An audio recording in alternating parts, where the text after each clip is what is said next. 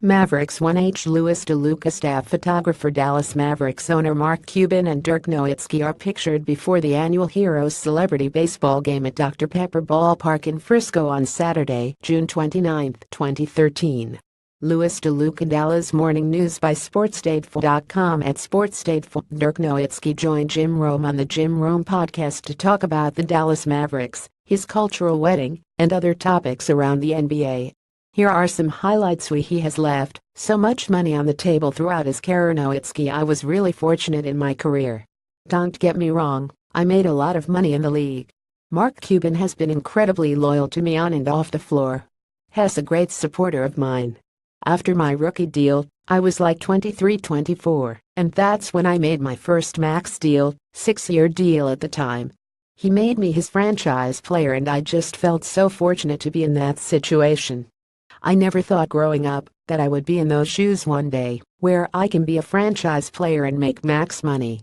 That's like a dream come true. So I think just that relationship we have with Cubes, with the city of Dallas, that was always there.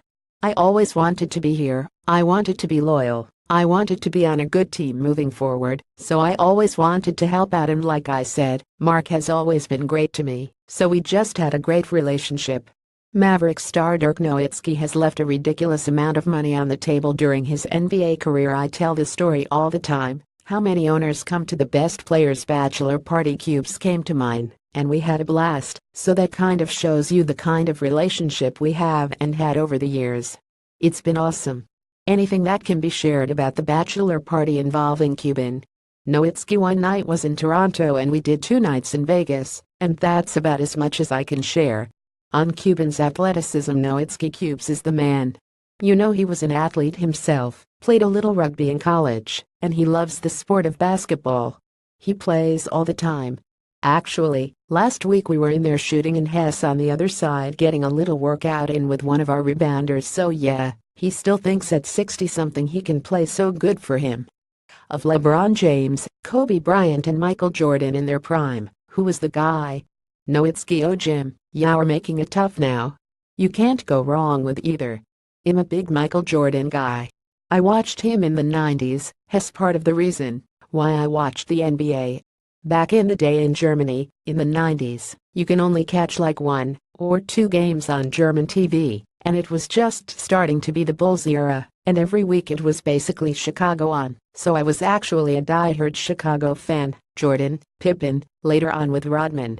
That was my team, so I'm going to go with the greatest of all time in my opinion, and that's Michael Jordan. But you know, I only caught Michael at the end.